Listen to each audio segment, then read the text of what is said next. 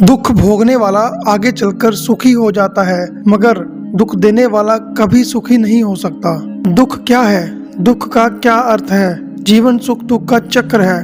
हर व्यक्ति चाहता है कि उसकी जिंदगी में दुख का साया कभी ना पड़े, लेकिन कभी ना कभी हर व्यक्ति की जिंदगी में दुख से पाला जरूर पड़ता है और इससे बाहर निकलने के लिए लोग तरह तरह के प्रयत्न करते हैं। तो आज हम बुद्ध की इस कहानी से जानेंगे कि वास्तव में दुख होता क्या है और यह क्यों आता है। तो इसे जानने के लिए आप अंत तक वीडियो को जरूर देखना। एक बार गौतम बुद्ध और उनके शिष्य एक जंगल से गुजर रहे थे। बहुत देर जंगल में चलने के बाद बुद्ध और उनके सभी शिष्य एक विशाल पेड़ के नीचे बैठ जाते हैं। उस पेड़ के नीचे बहुत ज्यादा शांति होती है और वे सभी लोग उस शांति को महसूस कर रहे होते हैं। कुछ देर बीतने के बाद गौतम बुद्ध का एक शिष्य उठता है और बुद्ध से पूछता है, बुद्ध, मैं आपसे एक प्रश्न पूछना चाहता हूँ। बुद्ध कहते हैं, पूछो, क्या प्रश्न है तुम्हारा? तो वह बुद्ध का शिष्य बुद्ध से पूछता है, बुद्ध, मैंने कभी भी आपको दुखी नहीं देखा। आपके चेहरे पर हर समय एक अलग सी मुस्कुराहट रहती है जो हमें भीतर तक आनंद से भर देती है।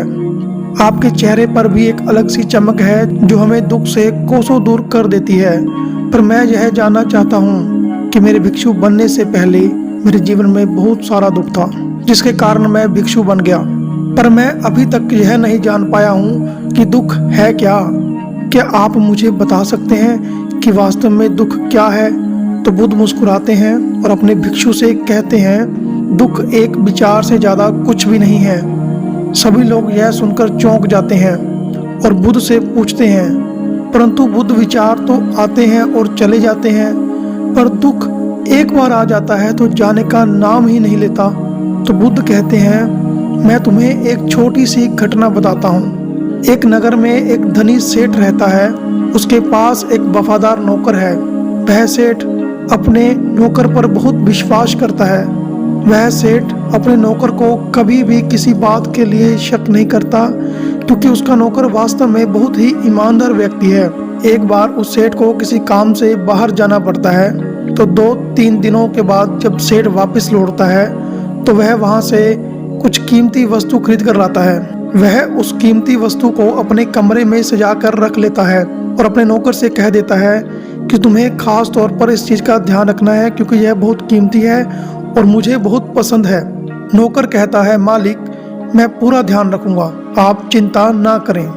अगले ही दिन वह नौकर पूरे घर की सफाई कर रहा होता है, तो सफाई करते करते वह सेठ की उस कीमती चीज के पास चला जाता है और वह उसकी भी सफाई करने लगता है।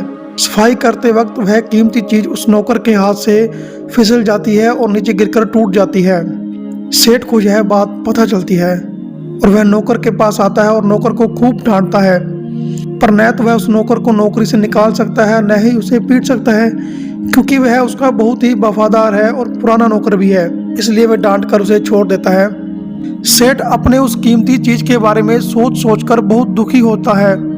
रात होती है और सेठ अपने कमरे में लेट जाता है, परंतु सेठ को नींद नहीं आ रही होती, तो वह बहुत ही बेचैन रहता है, बहुत बेचैन हो जाता है। तो बेचैनी के कारण सेठ अपने कमरे से बाहर निकलता है और देखता है कि उसका नौकर निश्चित होकर आराम से खराटे लेकर सो रहा है। तो वह यह देखकर बहुत क्रोधित हो जाता है, उसे बहुत क्रोध आता है और वह सेठ सोचता है, इसने मेरी इतनी कीमती चीज तोड़ दी और यह आराम से सो रहा है, उसे बिल्कुल भी चिंता ही नहीं है और मुझे यहाँ नींद भी नहीं आ रही और यह यहाँ आराम से सो रहा है।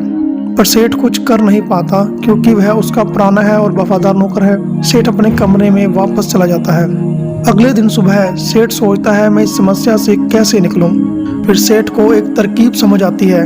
वह अपने नौकर के पास जाता है और अपने नौकर से कहता है, मुझे बहुत दुख हो रहा है, यह बताते हुए कि वह जो कीमती चीज कल तुमने तोड़ दी थी वह मैं तुम्हारे लिए लाया था। मैं चाहता था कि मैं उसे तुम्हें उपहार में दूं, परंतु अब क्या कर सकते हैं, अब तो वो टूट गई है। सेठ की बात सुनकर नौकर को झटका लगता है। नौकर सोचता है, अरे यह तो बहुत ही बड़ी गलती हो गई।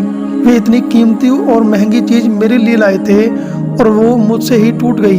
उस नौकर के मन में बेचैनी पैदा हो जाती है। दुख पैदा हो जाता है। रात होती है और सेठ तो आराम से सो जाता है और वहाँ नौकर बेचैन रहता है। उसे नींद नहीं आती। क्यों नींद नहीं आती? क्योंकि अब उस नौकर ने उस सेठ की उस कीमती चीज को अपने आप से जोड़ लिया, इसलिए वह दुखी हो रहा है। पहले उस नौकर के मन में यह विचार नहीं था कि वह कीमती चीज मेरी है, पर अब उसके मन में यह विचार है, अगर वह कीमती चीज न टूटती तो वे मेरी होती। बुद्ध कहते हैं दुख केवल एक विचार है। और यह विचार कैसे उत्पन्न हुआ? अपने आप को किसी चीज से जोड़ने से। हम जिस भी चीज को अपने आप से जोड़ लेते हैं, उसे पकड़ने की कोशिश करते हैं, वह चीज हमें दुख देती है। क्योंकि वास्तविकता तो यही है कि कोई भी चीज हमसे जुड़ नहीं सकती।